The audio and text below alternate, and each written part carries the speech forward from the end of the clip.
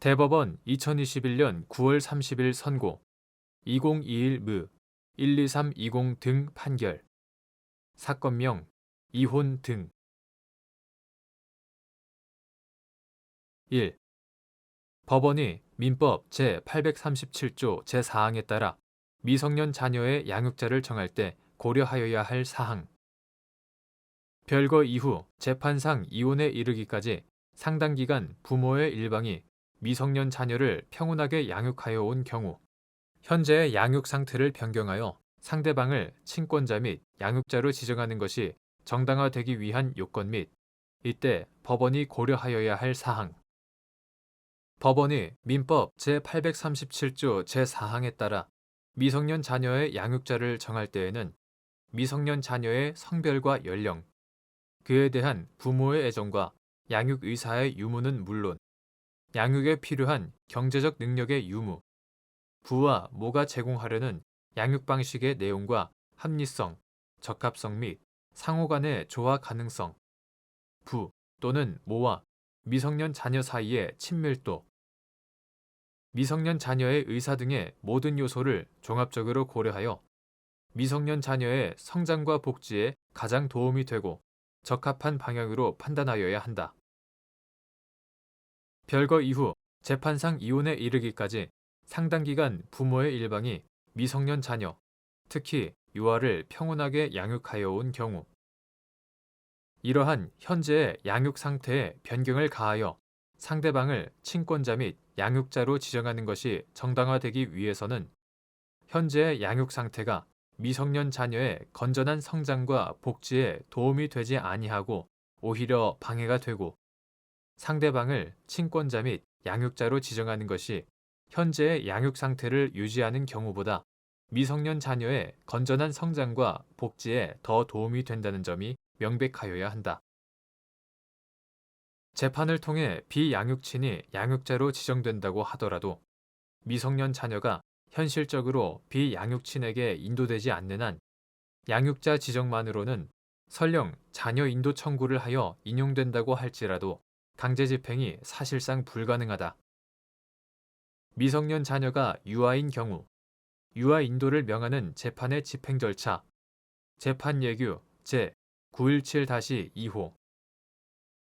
유아 인도를 명하는 재판의 집행 절차는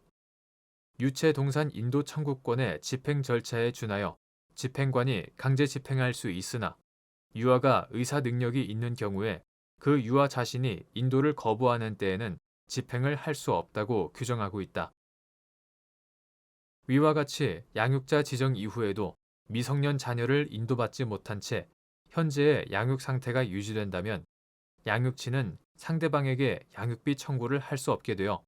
결국 비양육친은 미성년 자녀를 양육하지 않으면서도 양육비를 지급할 의무가 없어지므로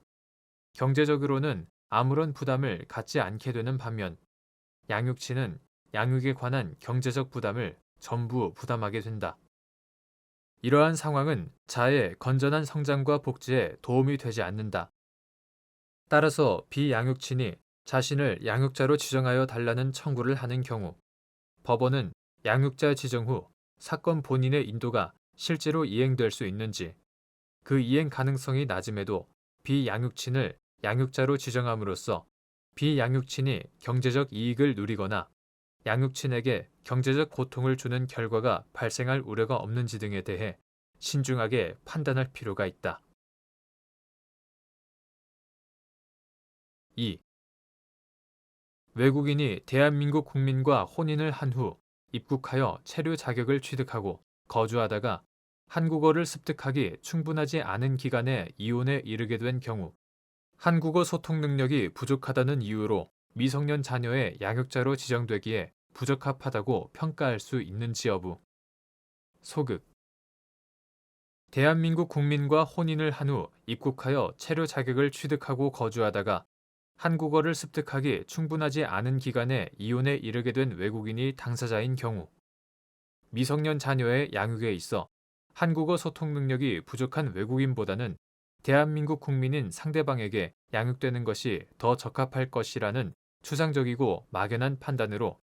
해당 외국인 배우자가 미성년 자녀의 양육자로 지정되기에 부적합하다고 평가하는 것은 옳지 않다. 대한민국은 공교육이나 기타 교육 여건이 확립되어 있어 미성년 자녀가 한국어를 습득하고 연습할 기회를 충분히 보장하고 있으므로 외국인 부모의 한국어 소통 능력이 미성년 자녀의 건전한 성장과 복지에 있어 중요한 의미를 가진다고 보기 어렵다. 오히려 가정법원은 양육자 지정에 있어 한국어 소통 능력에 대한 고려가 자칫 출신 국가 등을 차별하는 의도에서 비롯되거나 차별하는 결과를 낳게 될 수 있다는 점, 외국인 부모의 모국어 및 모국 문화에 대한 이해 역시 자녀의 자아 존중감 형성에 중요한 요소가 된다는 점 등에 대해서도 유의하여야 한다. 문화 다양성의 보호와 증진에 관한 법률은 모든 사회 구성원은 문화적 표현의 자유와 권리를 가지며 다른 사회 구성원의 다양한 문화적 표현을 존중하고 이해하기 위하여 노력하여야 한다. 제4조 노력하여야 한다고 규정하고 있다.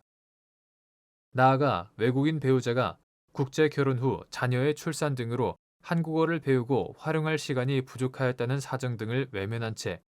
이혼 시점에 한국어 소통 능력이 다소 부족하다는 사정에만 주목하여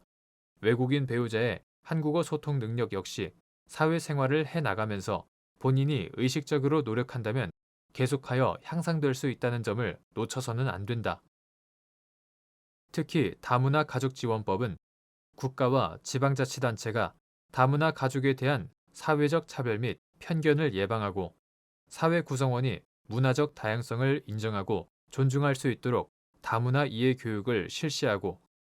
홍보 등 필요한 조치를 취하도록 할 책임이 있음을 규정하고 있고 제5조 제1항 결혼 이민자 등이 대한민국에서 생활하는 데 필요한 기본적 정보를 제공하는 것은 물론 언어 소통 능력 향상을 위한 한국어 교육 등을 받을 수 있도록 필요한 지원을 할 수 있으며 제6조 제1항